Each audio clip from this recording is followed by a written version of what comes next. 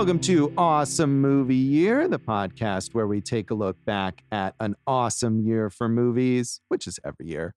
My name is Josh Bell, film critic and writer, and I'm here with my co-host. I'm Jason Harris, filmmaker, comedian, and I pronounce the word hooer with 2 syllables. Only 2? You could probably add a third one. You could stretch it. He's a hooer. There you go. There's no authenticity. Hooer is, got some authenticity. Yes, it does. It does indeed. There's a lot of authenticity in the movie we're about to talk about. In this season of Awesome Movie Year, we're talking about the films of 1967, and we are at our first feature episode for a notable filmmaking debut, and we're talking about Martin Scorsese and his film, Who's That Knocking at My Door? Now, did he go on to do other things after this? Or? Not so much. Okay. Yeah, no. It's an unconventional choice for us because he disappeared. No one's heard of him. It's weird, Well, at least we'll bring some attention to this long-forgotten filmmaker. Yes. Of course, that's not true. But this film is certainly not as well known as other Scorsese films. Or even as well known as other early Scorsese films. I feel like a lot of people maybe assume that he debuted with Mean Streets or even with Boxcar Bertha, which were his next 2 films. You really think people think he debuted with Boxcar Bertha? Well, I feel like even that is more well known than this. I think people think Mean Streets as the earliest Scorsese film. And when we were talking about this, I brought up to you like that this is almost like a precursor to Mean Streets. You see so many themes and ideas, and Harvey Keitel, yes, which you see in Mean Streets as well. That you do. So, but yeah, you're probably, Mean Streets is his first film that is well known, certainly. But he started here, and I think we can see a lot of what would go on to be Scorsese techniques and themes that did debut here, which is pretty impressive given how young he was. And this film started, parts of it were made as a student film of his when he was at NYU, so he's very young. That was called Bring On the Dancing Girls with Harvey Keitel. And it was later expanded with more content related to the romance storyline with Zina Bethune as the girl. And it debuted at the Chicago International Film Festival in November 1967. That was when it was titled I Call First. And it was then later expanded a little more with some nudity. As required by an exploitation distributor, and then released in 1968 as Who's That Knocking at My Door, also re-released in 1970 under the title J.R., which is the name of Harvey Keitel's character, but Who's That Knocking at My Door is the title that kind of was eventually settled on. So a bumpy history for this film, release-wise. Yeah, you did pretty well there. Thank you. So the nudity, as you said, was required by the distributor so they could get play overseas and in different markets. As you said, it's weird that this is like an exploitation film because the nude scenes are like beautifully shot, right? There's no exploitation involved in them, really. It's very artistic. So if you went in thinking like you're going to see a skin flick, this is not the right call for you. No, and even those scenes that involve nudity are, yes, they have sexy actresses in them, but they're meant to be a representation of sort of the like anguished psyche of the main character. They're not titillating, really. Yeah, and like you mentioned Boxcar Bertha, which was Roger Corman. So it's weird that he would go from this to Roger Corman, because when you think Roger Corman, it's again more of the B movie style, a lot of nudity, and that does have nudity. But again, I don't think you would think that as like a typical Roger Corman flick either. Yeah, I've actually never seen Boxcar Bertha. Have you? I think I've never seen it in full, but I should. Did you just watch the nudity? Yeah, that's it. I just fast forward right to it. I look online. What Mr. Skin? What point is Barbara Hershey nude? Yeah, because that's what when you want to look for nudity. You look for early Martin Scorsese. Yeah, that's what you got to do. There's no other way to find nudity in movies or on the internet for that matter. Absolutely. So, no, I've seen parts of it because I've seen so many Scorsese films. I just don't think I've ever seen it in full. But then again, I didn't even remember that I had seen this movie until I was watching it again. And I had seen this movie before. So, there you go. All right. And Josh, I wanted to reference one other thing. You said that it was once called I Call First, which if you've watched this movie is a very off-putting title because There's a scene where all the guys, all these knockaround guys, they're basically going to take turns having sex with the woman that they brought over, and JR goes, "I call first." So that's a very strange title. So I think maybe they went a better way with it. Yeah, maybe. It's named after the song that plays at the end by The Genies, there you 1959, I think. Yeah. Really, it's hard enough to find box office data pre-1980s, but especially for a movie like this. So I didn't find any info on that. Allegedly, the budget for this was $75,000, which is very small. I'm sure it didn't set the box office on fire, even with that nudity, but I bet it made more than $75,000. Well, and I don't think it cost 75 in one chunk because, as you said, it started as a short, and then they would film here and there, and Harvey Keitel would be like, "Why am I wasting my time with this?" And and then hey, it's a movie, and it launched 2 careers because this was Keitel's first movie as well. Yeah, exactly. And actually 3 careers, because I'm sure we're going to talk about Thelma Schoonmaker, the legendary editor who has worked with Scorsese throughout his entire career. I think this was her first movie that she edited too. And it's interesting reading reviews of this where, of course, none of these people know what Scorsese would go on to do and talking about the promise here. But even though the film itself is rough, in part because of that production history that we talked about, that it's sort of put together in fits and starts or whatever, you can see so much promise and so much of what would go on to define these careers of these filmmakers. And Roger Ebert was an early champion of this film. Of course, he's a Chicago-based critic, so he did see it at that world premiere. And then when it was eventually released commercially as Who's That Knocking at My Door, he said, "I first saw it in November 1967 at the Chicago Film Festival when it was titled I Call First. I found it a marvelous evocation of American city life, announcing the arrival of an important new director. To be sure, Scorsese was occasionally too obvious, and the film has serious structural flaws, but nobody who loves movies believes a perfect one will ever be made. What we hope for instead are small gains on the fronts of hope, love, comedy, and tragedy. It is possible that with more experience and maturity, Scorsese will direct more polished, finished films. But this work, completed when he was 25, contains a frankness he may have diluted by then." Yes, it is possible he'll direct more. Right. I mean, again, it's always amusing to see. And nobody knew at the time. And I found this quote from the original review from the, first time you saw it at the festival. "I have no reservations in describing it as a great moment in American movies." So he was a fan. I think the important thing there is it is a real honest look at that New York City life and the neighborhood life that he grew up in. And when I'm watching Harvey Keitel, there's so many times in this movie where he's talking about The Searchers or different Westerns. And I'm like, he's playing Martin Scorsese other than like that kind of tough guy rogue, because Scorsese grew up with asthma. And that's one of the reasons he became so entrenched in film, was that he couldn't go out and do all these things. So he just watched tons of movies. Yeah, I mean, you can tell that this is personal, and that even the sort of unsavory aspects of Keitel's character, maybe Scorsese kind of working out his own feelings, even if he didn't act that way specifically. You kind of wonder if he's examining the values of the place that he came from, that he grew up with. We see that in so many Scorsese movies. I mean, Streets we've already mentioned, but I mean, even Last Temptation of Christ, which is all about kind of him figuring out his own referendum on Christianity and Catholicism, really, which is kind of a theme throughout his career. Yeah, I mean, and Ebert says, he may not have the same frankness. And certainly there are a lot of Scorsese movies that are very polished and that are more mainstream entertainment. But I think he actually does maintain a lot of that frankness and a lot of that self-criticism and self-reflection, even in movies all the way up to his more recent films. There's an honesty, and we might have talked about this before when we did New York, which we neither of us really like. Yeah, certainly not. It's an interesting that this is our second Scorsese episode. The 2 movies that we've covered, New York, and Who's That Knocking at My Door, not the most obvious ones. Right, but he's underrated in his ability to write things that are funny, and not joke funny, but just natural kind of neighborhood dialogue funny, I think. Yeah, there's an authenticity here that is amusing. I do love the scene with Sally Gaga, the greatest New York Italian guy name ever.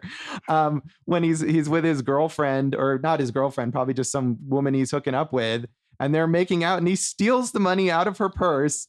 And then she's like, what happened to my money? Oh, I don't know. And then he generously offers her cab fare to get home, which of course is her own money. Yeah. And I appreciate, Josh, that you went all in and pronounced Gaga. Yes. The right way. It's not like Lady Gaga. No, it's Sally Gaga. Gaga, yeah. Yeah. And the explanation of how he got the name Sally Gaga, because he's always talking but never making sense like a baby, is very Italian nickname, Northeast style, New York, New Jersey. So yes, Gaga. Thank you for that. So not all critics were all in on it in the same way as Ebert. Was more mixed. Vincent Canby in the New York Times said, Scorsese, who is 25 years old and won a number of festival prizes for shorts made while he was a student at New York University, is obviously a competent young filmmaker. Working on what must have been a minuscule budget, he has composed a fluid, technically proficient movie, more intense and sincere than most commercial releases. It is apparent that the Italian-American milieu is a first-hand experience, but the vision Scorsese has made from it is detailed in the kind of self-limiting drama and dialogue that Paddy Chayefsky abandoned some time ago, and in images that look very much like film school poetry. There are lots of panning shots across gray, squalid cityscapes and around interiors made easily grotesque with objects of religious adoration. I must say that I like Scorsese's enthusiasm even while wincing at some of the results. And I mean, he's a little harsh there, but on the other hand, I feel like that's a fair assessment of a first film where he's kind of working out his techniques and his themes and whatever that will be more fully realized later. Okay, but those shots, don't they have meaning to them, right? The idea of like putting this hard Scrabble, like New York cityscape against this religious iconography is symbolic of all these guys and what their emotional kind of outlook is on life, I think. Yeah, I mean, I think maybe you could argue that it's a little too obvious that the meaning is sort of clumsy at times. I mean, especially some of those scenes, or what is it? The scene of JR like kissing the Christ statue, and then his lip bleeds. It's like, oh, is religion injuring him in some way in this scene? You know, it's a little clumsy, but that's okay. Right. The word fluid came up. I don't think this is a very fluid. It's a very choppy film, in part probably because of that production history. That's exactly what I was going to say. It started as a short and kind of moved on to this feature, and then we added a love story, and then this, the nude scene that we need in there. And it's like, it's in a way, it's episodic. The way it flows together is more fluid, but it's not really story-wise cohesive. Yeah, it barely even has a story. Yeah, I keep thinking, when you think of Scorsese's influences, right, you go back to some great American filmmakers, but this felt very French New Wave in its influence to me. Yeah, absolutely. Like you said, they talk about The Searchers, they talk about John Wayne a lot. The characters talk about Rio Bravo and all that stuff, but this feels very French New Wave or Italian, like a Fellini or Antonioni film. I mean, stuff that Scorsese certainly would have been very familiar with and certainly influenced by, but less so than that classical American cinema. Right. As we have already mentioned, and it's a well-known fact, he is a film historian, so he is well-versed in all this stuff. Right.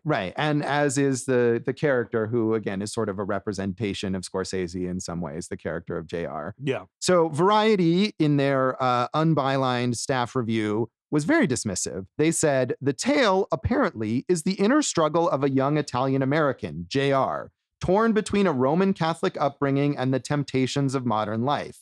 Unfortunately, he's portrayed as a crude, carousing lout who seemingly never works but devotes most of his time to drinking and drifting or spending time with a, quote, good girl until he finds that she's not the virgin he imagined.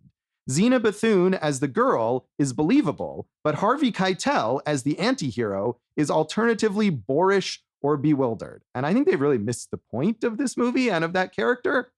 Boorish and bewildered is like literally how you might tell him to play the part. Right.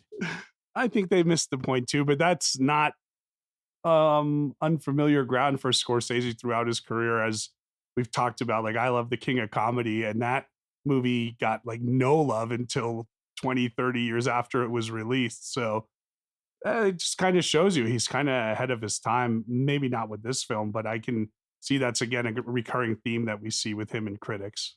Yeah, I mean, less so maybe as he's become this like titan of cinema that has this huge reputation. That critics are almost it's the opposite now, and they're willing to give him the benefit of the doubt on anything just because he's Scorsese. Yeah. But yeah, earlier in his career, and certainly here at the very, very beginning, he doesn't have that sort of stature. But I do think that it's not hard to see that the point of this movie is that JR is misguided and has been misled by religion and by his upbringing, and that the way he's portrayed as boorish and bewildered or as a lout or whatever is on purpose and is not meant to be celebrating that behavior. I think religion also, having grown up back east and in a very mixed neighborhood, there's a real machismo to it. And there's a machismo to Italian New York culture, and we see that throughout the character. So he's got a lot of issues that other people might not ever have to think they would have to work out, especially in today's world, right? Like, but in the 60s, I don't think this was a dishonest portrayal of what that character might react like. Right. I think that's the point. It's honest. He may not be an admirable guy at all times, but it's a real reflection of what those people are like. So, And it would be kind of boring if he was just like understanding about everything, right? That would be, you want him to go on that journey. right. I mean, I think what maybe would be what some people would hope for is that he gets there eventually, whereas he doesn't. I mean, spoiler alert, he doesn't grow as much as we might hope for him to by the end of the movie. I think you're right, but why that is okay is because of Zina Bethune, her character, the strength that she shows and the conviction that she shows in her beliefs by not being willing to put up with that. Right. I agree. And I don't think the movie is endorsing that. I think in a way the movie is sort of a tragedy that he can't get past that and he loses out on the chance to have a sort of better, more satisfying life because he just slides back into the values of his neighborhood. Right. So that's true. But I could see viewers hoping for sort of more redemption for that character. Sure. I would want that, I don't think Harvey Keitel is bewildered, bemoaned in a way that you don't want to root for him. Right. I mean, and it's a good performance from Harvey Keitel, Yes. that makes you want to root for this guy, even if he's kind of a dick a lot of the time. And more so than his buddies who, at least he has the sort of self-reflection to be tortured about this. And you don't get the impression that Sally Gaga would be worried about this kind of stuff. He's a baby, not just in the way he speaks, but maybe in his mindset as well. So insightful. So you said you saw this before, even though you've forgotten. Was this a film school viewing, or when was that? Yeah, it was. I had mentioned on another show I had taken a major figures class in college on Scorsese and Spielberg, and we definitely watched this one. And he's such a major figure that maybe, this kind of gets slotted under so many other films that until I watched again, I was like, oh yeah, I have seen this movie before. So do you remember any class insights on this film? Well, you from mentioned your a professor? lot of them, like kind of like how he had to get it distributed. And I mean, the fact that he had kind of Haig Manugan, who was like his mentor professor at NYU, like his support as a producer was a big deal. And I think, the themes of Catholicism, and this is interesting because it's 1967 and it's kind of this schism year from the old to the new, right? Yeah. And I think you see that with a character. Like this character probably would have been portrayed differently 5 years earlier. Oh yeah, absolutely. And I think that's a theme that we'll probably keep talking about this season, is the way that this is such a transitional year for cinema. And you mentioned that professor Manugian. Yeah, Haig Manugan. And I didn't quote this part, but early in the Variety review, they essentially downplay Scorsese and credit him as like the architect of this film. I mean, he was one of those big mentors that definitely influenced a lot of young filmmakers, but that's just silly Variety. Yeah, it is. And as we talked about in our last episode on The Graduate, Variety is sort of the like bastion of the establishment and defending that over something new. Had you seen this before? I had not. I mean, I'm not the Scorsese devotee that you are. I've seen a lot of Scorsese movies, but mostly the major films, and New York, New York. But because we talked about it here, I've never seen Boxcar Bertha. So yeah, and I'm kind of, my feeling on Scorsese is often I admire him. I appreciate his importance as a filmmaker. I don't always enjoy watching the films. And I certainly enjoyed this more than New York, New York.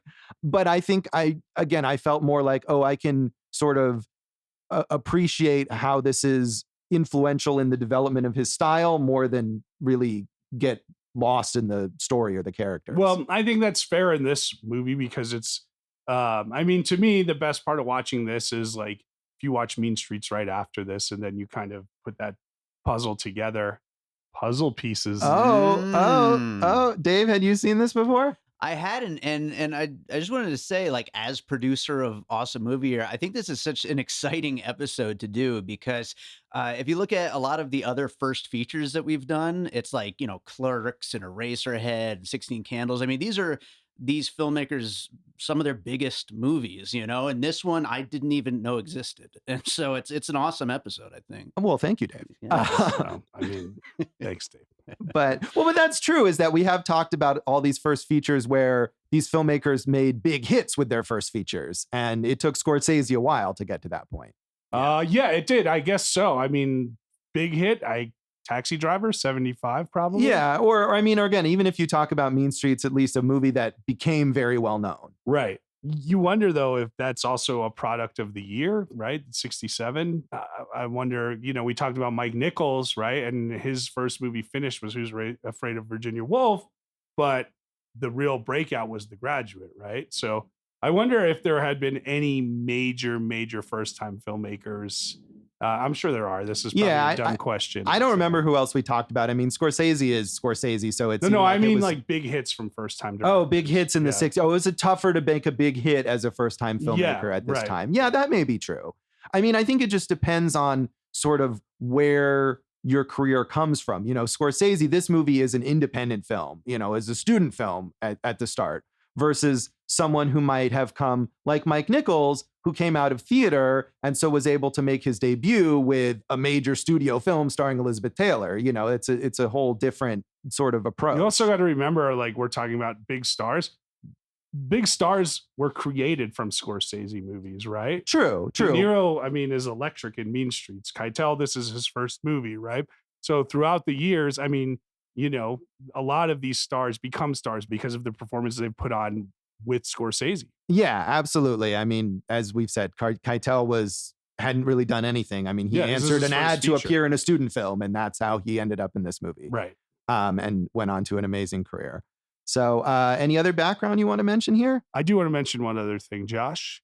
First is maybe not the first appearance, but probably the first feature appearance of Catherine Scorsese. Yes. Martin Scorsese's mom, who we see again and again in his films and is very memorable as Joe Pesci's mom in Goodfellas. And I think right before this, he did the documentary Italian American, which focused on the mom and the family. So it was nice to see Catherine Scorsese in such an early performance there, making what I think was Easter Pie. Oh yeah, I don't know, but she's the first thing we see in this movie. Before we see Harvey Keitel, we see Catherine Scorsese making that Italian pasta pie thingy. Type thing. Yeah, it's a thingy.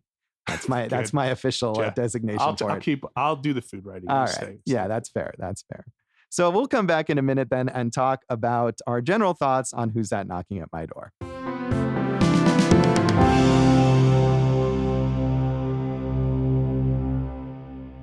Welcome back to Awesome Movie Year. In this episode of our season on the films of 1967, we are talking about the debut feature from Martin Scorsese, Who's That Knocking at My Door? And as we've been saying, formative in so many ways for Scorsese's later work. Anything in particular that stands out to you the most here, Jason? Yeah, I think the way he moves the camera, you can see, and again, as Ebert said, he will become more polished, but very early on, there's a pan throughout the neighborhood and a pan back, and you see kind of the way he uses urban environments. And that sequence that he had to film that required nudity is really like, it feels like it would be out of, like some type of 90s model Victoria's Secret advertisement or something like that. It's really, really nicely made. Yeah, it is. I mean, and I think you can argue that if he was forced to kind of put that in and maybe wasn't enthused about it, he still put all of his artistic vision and effort into creating that sequence. Right. I also liked, I always like just the kind of the dialogue between the guys that are in some ways very basic. Like, I don't want to go uptown. Let's go downtown. Like, I'll buy the drinks. I don't need you to buy me drinks. I got drinks right here. And it just these kind of roundabout arguments that at one point, what's the character's name who makes him get out of the car? Joey. Yeah. Joey makes JR get out of the car, and then he just loops right back around. Get back in, So, so those were kind of some of the things. I also found it interesting. Zina Bethune, we never really see again in film after this. Right.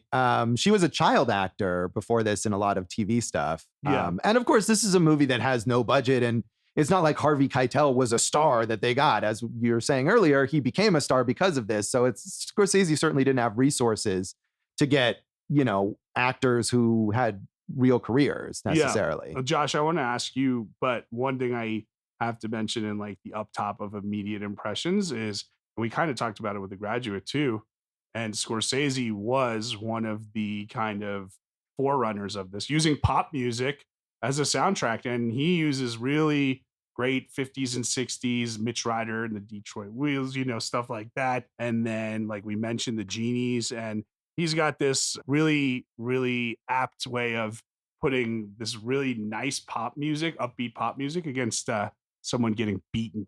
That's always a thing. So. Yeah, that is a Scorsese thing. Yeah. But no, I that was one thing that I was absolutely going to mention, because to me, the use of that music in this movie was more striking than in The Graduate. And The Graduate is known as a movie that kind of pioneered that, and not so much this movie. And maybe it's just because The Graduate was a massive hit that lots and lots of people saw, and this movie was not until many, many years later. And even then, people don't really see it much.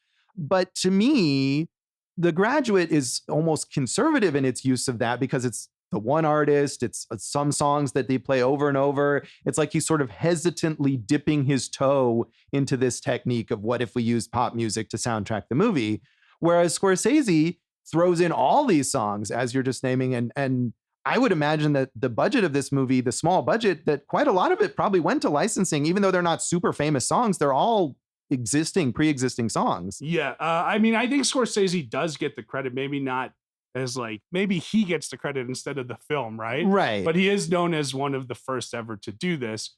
When you talk about like that Mitch Ryder song, which is Jenny, Take a Ride, or Jenny, Jenny, Jenny, won't you come home with me? I know, because Springsteen always does it as the Detroit medley in his song. But there's so many different aspects of that song. There is a very medley type feel to it. So I did notice he did cut it up and use it multiple times. Okay. And then Junior Walker and the All-Stars, Shotgun, that was very memorable. And it wasn't just the pop music that was really well done here. In the scene where the girl, no name. Yeah, we can talk about that. Yeah, where she's recounting the incident of her rape, he does a very good job of like playing the music out of time and on top of each other and making it very uncomfortable to add to the level of horror of the situation. Yeah, it's an effective use in that, and as you're saying, in those scenes of contrast where we have this upbeat R&B song while someone's getting beat down or whatever, terrible things are happening. Which you see in Mean Streets again. Yeah, and I think we've seen, in a lot of Scorsese crime movies. Right. The Longest Day sequence in Goodfellas against Layla's like one of the all-time great sequences, I think. Right. So yeah, the fact that the girl doesn't have a name is a little unfortunate. And I mean, when this movie began and the credits come up first and you see Zina Bethune as the girl, I thought, oh, this is going to be a movie that really kind of mistreats a female character or diminishes her. And in a way, it's not that necessarily. She's actually a pretty strong character, as you're saying earlier, and she doesn't just let JR walk all over her. And she's the one who's more enlightened than he is by the end. So it's a shame, I think, that she's designated that way because it gives the audience the impression that it's JR's story and she's just not that important. I was wondering if that was the reason, though, is it because we meet her and what we learn about her is always through JR, right? We never really see her on her own. So, again, does this go back to that machismo of like, yeah, I met this girl and, she's this girl and I don't know what to do with this girl, right? As opposed to kind of making her an individual. Right. And I think that is the character's perspective about her. But the movie, I mean, as we're kind of defending it from these critics at the time, the movie's perspective is broader than that. The movie's perspective is more sympathetic to her and critical of JR. And you'd think that they could just slap a name, even if we never hear the character say it, just give her a name. I think you're right. I mean, and the way he uses the camera, there's that one time where we're on her face and he like kind of, I think it's a zoom, not a push, but like he goes right into like her mole, right? And you're like, man, he is showing her as an individual, right? Like that's a close up she's getting because that's a distinct bodily feature that she has, not that everyone has. And I really think she did get her fair say in that scene, and we wanted her to, where it's just crazy to think about now, but she was raped. She tells JR about it. He can't handle it. You want JR to come around and understand that a woman being raped is not a woman's fault, right? Right. And instead he comes around and says, I forgive you for what happened. And at that point, if he had written a weak woman, that character would have been like, well, whatever, we're just going to move on. But she really gives it to him back. Like, look, you are not understanding anything, as she should, right? And she says, like, get out of here. I can't do this with you. And maybe in the 60s, I wonder how progressive of a stance that was to take at the time. Yeah, I think it was. And I think that's why these critics are maybe being too harsh, is that the movie knows that JR is wrong.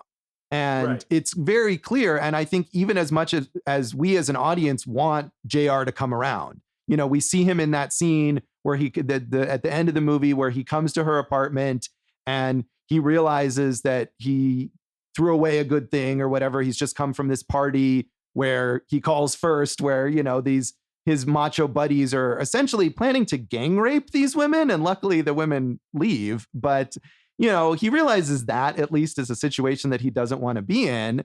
And so we're kind of hoping, okay, he gets it now. And I think it's bold to show that, like, no, he doesn't quite get it yet. Like, maybe he will eventually. He'll look back 20 years later and realize he was wrong. But now he doesn't get it because he's still a product of this background that he has and he can't quite escape it. And we've talked about this in other movies, how rape is just taken so lightly. And at least in this film, he gives it the weight it deserves from the female perspective, if not from the male perspective. Right. I mean, those flashes of her being raped are traumatic to watch. Yes. I mean, he really gives you as an audience member, as a viewer, the sense of how horrific that is. Yeah. And also I think with the character, how she explains it to him, how she felt like she couldn't tell anyone for a long time and she had to come to terms with what happened to her. And I think that a lot of people who go through trauma like that do have experiences like that. And that's a sad thing too, is that she is opening up. She's decided he's the one that she can tell. She trusts him. She loves him. She's willing to be vulnerable like this. And then the way that he reacts is the worst possible way. It's the exact opposite of what she hopes for by opening up to him like that. You are right. You're right there. There's not really a good way to transition from that. Let's talk about another aspect of the movie. I wanted to talk about the sequence where the guys are all messing around with the gun and we are playing that against images of the Westerns. And I thought that was really unique, kind of how he was comparing Westerns to like this real New York gangster culture, like how maybe these kind of New York gangsters look at themselves as, Westerns, whether they're anti-heroes or kind of outlaws, or they kind of live by their own code. I thought that was pretty interesting and kind of really showed a real connection between Scorsese's love of film history and the way that he makes films. Yeah, and I think it also shows that these guys are just play acting in a lot of ways. They think of themselves as these macho heroes, but they're not actually doing anything heroic. No, in fact, there's this whole sequence where they go to like a very rural town in New York State. Copac? You ever been to Copac? I can't do the accent. No, I've never been, and I've been all over New York. Yeah. Dave, have you? No, Yeah.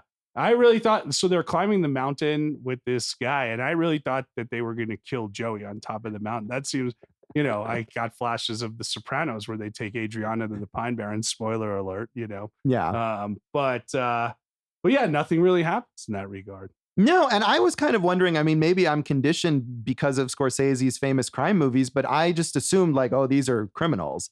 And other than that scene where they play with the gun, and there's a scene early on where they're doing some kind of illegal gambling, and you get the impression that Joey is maybe, I don't know, a loan shark of some kind, but it's all very vague. I don't think they're criminals. I got that they were criminals because, like you said, like we see JR get beaten up at the beginning, right? Yeah. We see Sally Gaga steal the money from the woman, right? Well, right. But I mean, to me, that was just him being a mook or whatever. Yeah. A mook, using a term made famous in Mean Streets. Oh, okay. Yeah. What do you be? You can't call him a mook. I just did, I'm not. But then, so, I mean, there are other elements, like you said, they're playing around with the gun. Right. But I think ultimately the scene with the gun, especially with the contrast with the Westerns, is to show that they don't know, that they're just playing, right? They don't really know how to do anything. Maybe, like I said, they're more knockaround guys. They're not high up. But I mean, JR, when the girl asks him what he does, he says he's in between jobs. Right. Yeah, he's always hanging out and he's always seems to have money. So yeah, you do got to wonder about that. But he lives with his mom, and I wasn't sure if he was meant to be a criminal or just a loser. Or just a guy in his 20s who hasn't figured it out yet. Right. But as opposed to the girl who has a nice apartment and is presumably around the same age, but is More studying mature. and it has a direction that she's planning for her life. How about one other thing I want to go back to that we were talking about in the reaction to when the girl tells JR about what happened to her. I thought it was really effective the way Scorsese used jump cuts. And I'm guessing there was a lot of improvisation with Harvey Keitel and just kind of like, why don't you try it this way? Why don't you try it this way? And the way he's jump cutting and JR is just trying to throw out anything in his mind to make it make sense. And it's not making sense to him. And it was a really effective way to show just how tense and awkward that whole moment was for both of them, I thought. Yeah, there's good use. I mean, even though overall this film is a bit choppy in its construction, there's good use of editing in a lot of places, especially with the jump cuts, and there's a lot of use of freeze frames. And a lot of that is, I think, from that French New Wave influence. But he also uses long takes really well. The scene where JR and the girl first meet on the Staten Island ferry, and he's kind of slowly trying to pick her up by talking about the magazine she's reading. And that's when they start talking about John Wayne and the Searchers. And that's all, or the bulk of it is just one take and is done really well. Editing, we talked about Thelma Schoonmaker, and I think also it's kind of a pleasure to watch this, knowing just what a master she became as an editor. 3 Oscars, 8 nominations. She holds the record she's tied for both the most wins and the most nominations. So as an editor? Yeah. Pretty great. Yeah, it is. I mean, and you also have to remember, as we keep saying, that this is cobbled together from various shoots with different sort of plans in mind. And it's choppy, but it feels like a feature with a, coherent vision. Let's get Dave Gaga in on this. So yeah, what'd you think, Dave? I liked it a lot. It reminded me a little bit of Saturday Night Fever, of just the guys all hanging out, and you're kind of like getting a look into a specific time of New York's, culture. And yeah, I thought it was really good and interesting. Early Scorsese, like you guys have been talking about, you see it in his future movies. And I love Scorsese, and Josh, as he said, he appreciates him more than likes him. What do you feel about him overall? I come in right in the middle of you two. I mean, I really like a lot of his films, but I don't know as many of them. There's a lot of blind spots in his filmography for me. Have you seen Mean Streets? Long time ago. That's one of those when I was a kid movies. Right. So that You your were parents- 6 years old. Yeah, So. I think Jason. The only time I've seen Mean Streets is when we watched it on our old film club with shout out to Tony Macklin, There you go. legendary film critic who we used to get together with and watch movies and learn about. Well, since we're shouting out teachers, I guess I have to shout out Francisco Menendez, who taught that Scorsese and Spielberg class. And honestly, I'd like to go sit in on any of his major figures classes. I might do that. This comes out probably close to the summer. I might do this. We might do that this summer. See if they'll play this episode in the class, maybe. Right. I'll just sit and watch. Yeah, no, movies and that's fair. listen and We don't stuff. want to. We don't want to subject UNLV students to awesome movie year for a whole class period. That's a little much. Yikes. And any other aspects of this that stand out that you want to highlight, Jason? I feel like we kind of covered it, Josh. I think we, kind of mentioned how important his culture is to him, how important his religion is to him, how you're seeing aspects of him on screen, and how this is really a forerunner of where he's going as a filmmaker. Yeah, I mean, the religious iconography we kind of mentioned a little bit, but that's clearly important stuff, and especially in that finale, which is the one part that, I mean, to me was maybe a little overwrought after JR leaves the girl and he realizes they're not going to be together and he's sort of anguished about it. And then again, the scene of him kissing the Jesus statue or whatever and that kind of stuff was a little like, okay. Can you name another movie where we thought the ending was a little too on the nose and overwrought from Scorsese? Was it New York, New York? No? No, Dave? I don't know. The Irishman, maybe? The Departed at the end. Oh, with the Oh, rat? Yeah, sure. yeah. So, maybe he is relying a little on, symbolism. Spelling it out a Yeah, little. symbolism that spells it out. So that's, in a way, another precursor of later Scorsese There films. you go. But overall, I did find this an interesting film to watch and like many Scorsese movies, appreciated, maybe didn't love watching it. All right. Fair enough. Can I mention one quick moment? Just I wanted to just mention it. Yeah. As someone who's grown up around vinyl my whole life, there's a moment in the end when he's in the girl's apartment and he's nervously trying to go. He just looked through her record collection. He's nervously trying to like push them back up and they keep sliding back down. That is so realistic. And I've never seen that captured in a movie before. I mean, I think it's also symbolic of him being out of place, Yes. not knowing how to act in this nice apartment. Yeah. I mean, there was definitely a moment where he was going through R&B and it seemed like he slowed down when he got to Sinatra, something that might be a little more familiar to him. Right. And he doesn't know who is it? Or no, she doesn't know. He seems to actually be familiar with. Doesn't he mention somebody? Is it Sister Sledge or Percy Sledge. Percy Sledge? Yeah. Yeah. So maybe he is more, and she doesn't know who that is. So Do you know who that is? I mean, I know the name. I don't think I could name a song though. Dave?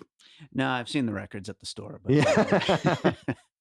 Percy Sledge, I feel like, did he redo when a man loves a woman? Possibly. That sounds kind of familiar. But I mean, I think the point is just along with the movie references that he is actually culturally relatively sophisticated. Right. He's talking about Italian magazines and film. He obviously knows a lot about Western films. So. Right. He's more sophisticated on that front than he is sort of emotionally sophisticated. Sure. he sure did do When a Man Loves a Woman. That's You why got you it. want this guy on your Nice trivia job. team. You and JR. Yeah. I don't think he redid it. He just did. When a Right. He Man was the Loves a first Woman. actual Yeah. recording of When a it. Didn't write it, man- but Yeah. Yeah. Sorry, Michael Bolton. Oh man, Michael Bolton. So should we rate this out of 5 gagas? Sure. Sure. It gets a 3 gagas from me. And gaga. I'm also going to give it 3 out of 5. Like I said, I think I appreciated it more than I was immersed in it, but it's an interesting film and worth rediscovery, I think, maybe for people who don't know this, but have seen a lot of other Scorsese movies. So, Dave? I'm going 3.5 gagas. All I right. liked it a lot. Yeah. So you're going gaga. Ga. Yeah, Yes, there you that's go. right. Now that we've done that enough, we'll come back in a moment and talk about the legacy of Who's That Knocking at My Door.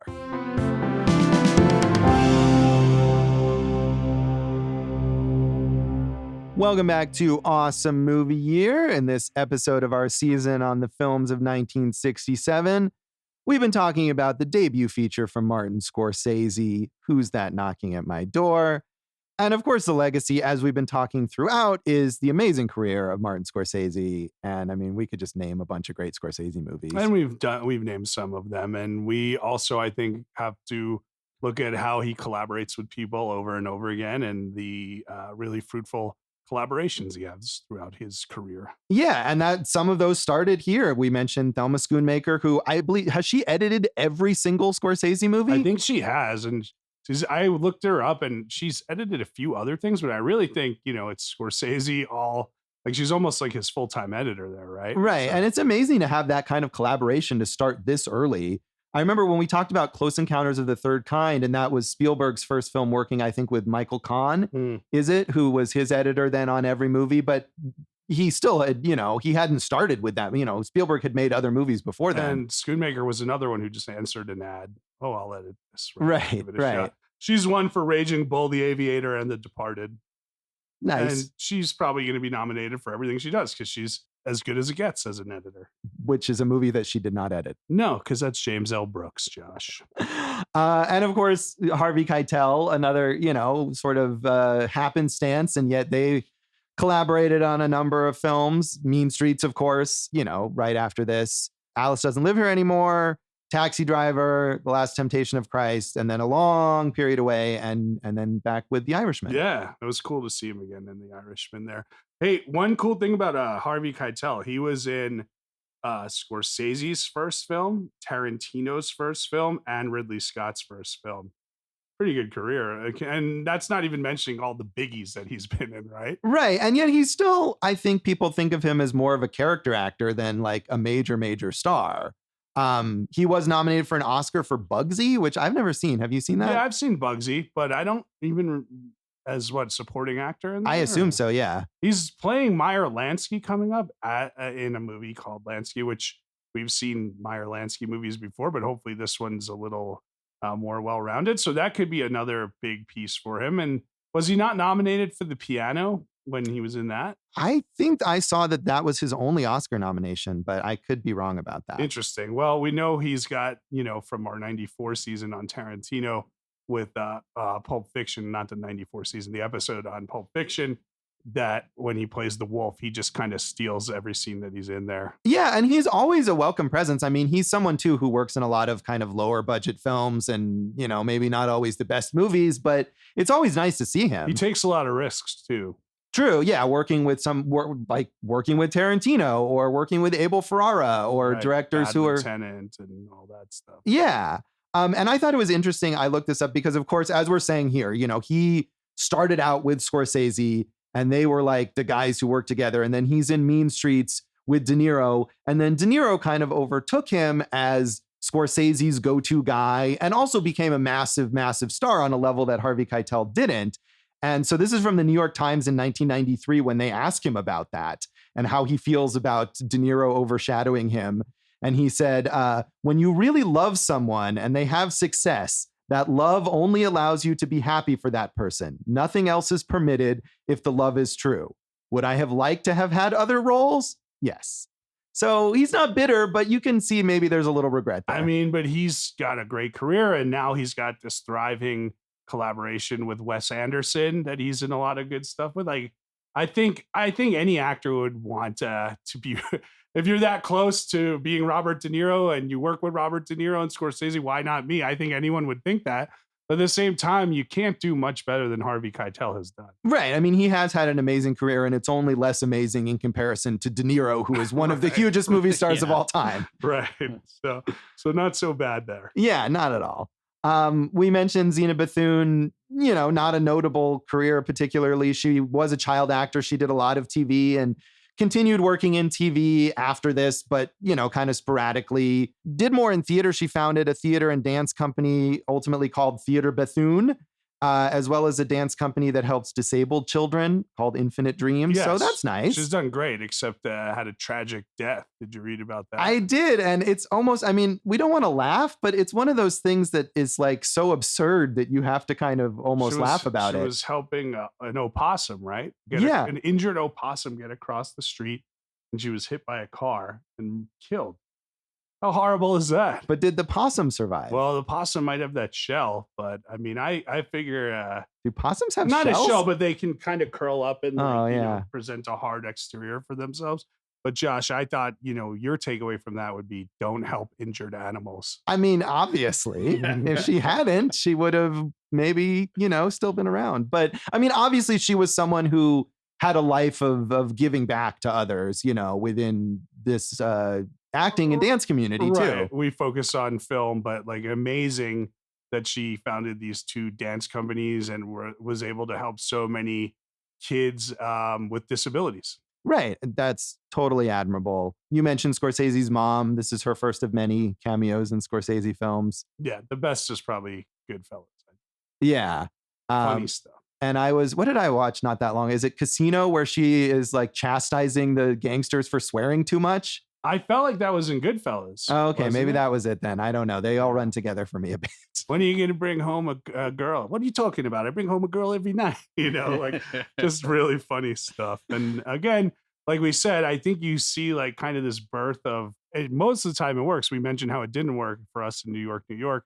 This kind of like targeted improvisation throughout his movies where you get really, really honest scene work and dialogue from the characters. Yeah, it really doesn't work in New York. And one thing that we've been defending in this movie that also doesn't work in New York, I think, is the male character who's kind of a chauvinist and doesn't really learn how to treat women properly.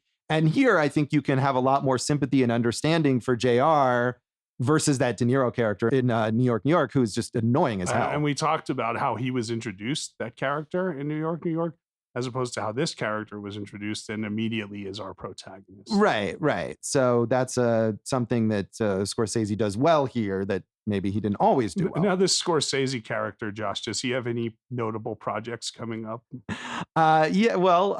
He's making another film. His first team up with DiCaprio and De Niro, right? The Killers of the Flower Moon. Right, based on the book, which is highly acclaimed, huge seller. I'll probably read that before movie comes out. Dave, you think you're going to read that? I don't think so. No, I am not much of a reader. Yeah, so. I know. I just wanted you to put that on record. Yeah, sure. Josh, you going to read that? No, I do like reading books, but that's probably not my preferred. Right. This genre. is it. The 2 big collaborators. And, and the last one in The Irishman, we got some nice stuff with De Niro and Pacino, so this will be fun. Yeah, I hope. I mean, it's another one of these projects. I think Scorsese is, he's getting older and he's now at this point in his career where he's able to realize these projects, whether it's The Irishman or Silence, things that he's been trying to do for years and is getting the chance to kind of get all of those done. And this is going right to Apple TV this next. It is, although I assume there will be some component of a theatrical release. I think so. Apple's pretty smart about that. Also, we could talk about the great collaborations. And I mentioned Joe Pesci before. You got to mention all the great collaborations they've done together. And I think we saw that again in The Irishman. I thought that was some of Joe Pesci's best work. And Joe Pesci, coming out of retirement, hadn't done a movie in 10, 15 more years. And Raging Bull, amazing, iconic. He won the Oscar for Goodfellas. So is he going to be in Killers of the Flower Moon? I don't think so. And I was wondering if Harvey Keitel was going to be in it, but I not that I know of. I mean, there's been such a big deal made of the fact that it's De Niro and DiCaprio together that I think anyone else in it has been overshadowed, but I don't know that either of those guys are going to be in it. And I think it's actually shooting at the time that we're recording this. So that it is. Maybe we'll see it around Christmas or next year? Next year, I would imagine. All right. This probably got a lot of shooting time and post-production and editing. Jesse Plemons is in it. That's cool. He's good. Yeah. And he was good in The Irishman. Sure so again, was. you get this kind of troupe. And Josh, you're right. It'll have to be edited by Thelma Schoonmaker. Yeah. So. She's got to put a lot of effort into it. Quick question for Jason. We've now covered 2 Scorsese movies here on the show, and you being such a huge Scorsese fan, obviously who knows what years we're going to do in future Awesome Movie or seasons, but is there another one of his films you would hope that we end up getting to cover? I think we're going to end up covering one in a future season. I mean, Goodfellas, I think, is like as good a movie as it might be my favorite movie ever. Yeah. Raging Bull, Taxi Driver. I love all these movies. I love King of Comedy. After Hours, I think, is starting to get its due. So his answer is all All of of them. the Scorsese. No, but I mean, Kundun. I mean, so I think honestly, Josh, Yeah. that's a period that I want to revisit, is that like mid 90s where he's doing like that and bringing out the dead. And you see some of this stuff, like we're talking about those jump cuts and impressionistic kind of storytelling techniques. And I think he uses that in the 90s a little more. I'd like to see that stuff.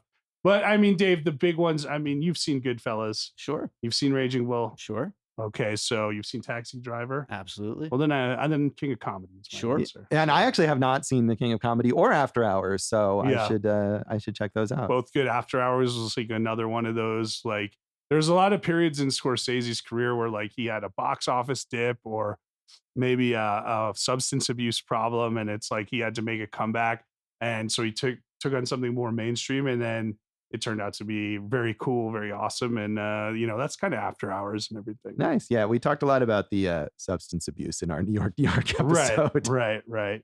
So yeah, King of Comedy is my answer. Thank you for the question, Dave. All right. I love The Aviator too. Yeah, I actually really like that. That might be my favorite Scorsese movie, The Aviator, but which is not a like cool answer, but is the one that I really enjoyed the most. That movie's amazing, and that was the movie that kind of convinced me that Leonardo DiCaprio is a huge, like, real star. Yeah.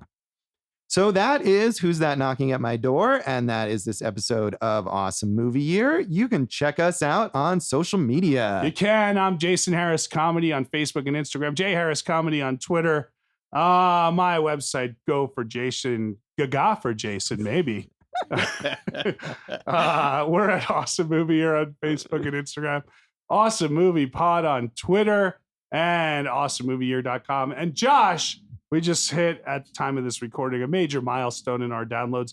Thank you, everyone, for listening, supporting, feedback, and we love interacting with you and really appreciate you guys listening. If you feel like giving us a 5-star review, we'll take it. If not, don't worry about it. Don't be a gaga. Give us 5 stars. You can find me at joshbellhateseverything.com. Maybe there'll be something new there eventually. At Josh Bell Hates Everything on Facebook and at Signal Bleed on Twitter. And you can listen to our producer, David Rosen's awesome podcast, Piecing It Together. Check out Piecing It Together wherever you listen to podcasts, and follow us on social media at Piecing Pod.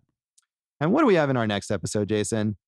Whoosh. We are going with the box office flop of 1967. And if I told you there was a movie directed by Charlie Chaplin starring Marlon Brando and Sophia Loren, would you think it would be a flop? No, you'd think that would be amazing. Right, but it wasn't. It's called The Countess from Hong Kong, and it's our box office flop of 1967. So tune in next time for A Countess from Hong Kong, and thanks for listening to Awesome Movie Year. Thank you for listening to Awesome Movie Year. Make sure to follow Awesome Movie Year on Facebook, at Awesome Movie Pod on Twitter, and at Awesome Movie Year on Instagram. And if you like the show, review us and rate us with 5 stars on Apple Podcasts.